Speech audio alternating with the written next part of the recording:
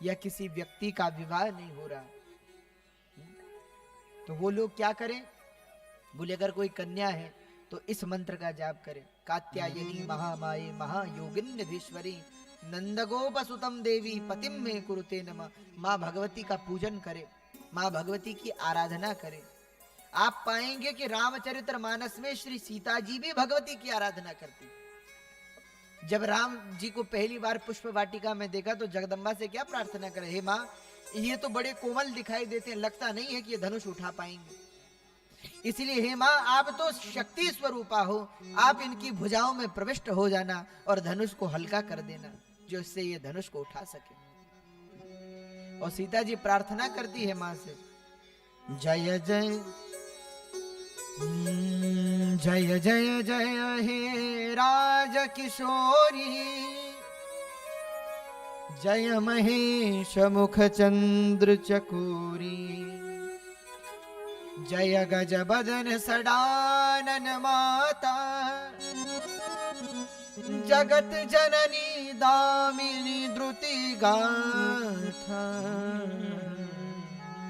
जय जय जय हे राज किशोरी, हे राज किशोरी, हे गिरिवर कन्या, हे हिमालय तनया, हे भगवती। हे माँ अगर हमारा विवाह हो तो किससे हो? भगवान रामभद्र से हो।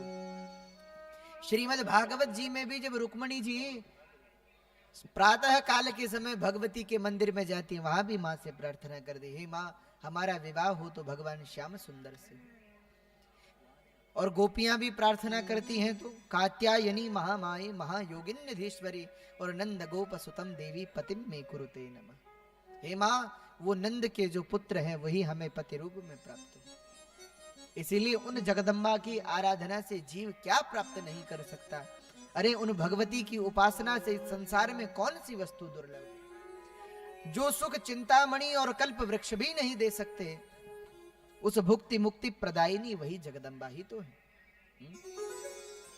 तो यहां बड़ी सुंदर राजा शतराजित की कथा है।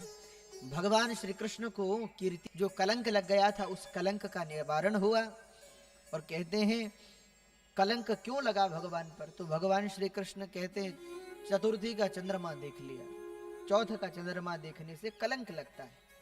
और कलंक कैसे लगा, संतों से हमने सुना है, कहते रात्रि के समय भगवान गौशाला में गए थे तो गौमूत्र पड़ा हुआ था भूमि पर, उस गौमूत्र में चंद्रमा को देख लिया तो भगवान पे कलंक लग गया। तो बोले जो चौथ के चंद्रमा को देख ले, अगर वह इस कथा को सुन ले तो उस पर कलंक नहीं लगता, कलंक का निवारण होता और व्यक्ति को अक्षय कीर्ति और सम्मान और प्रतिष्ठा की प्राप्ति होती है जो इस कथा को भाव और प्रेम से सुनता है। तो यहाँ भगवान श्री कृष्ण का चरित्र है, भगवती की कथा का विधान है। इसके पश्चात सूत जी कहते हैं, हे शौनकादिक ऋषियों, एक नहीं भगवती के चरित्रों की तो अनेक कथाएं हैं।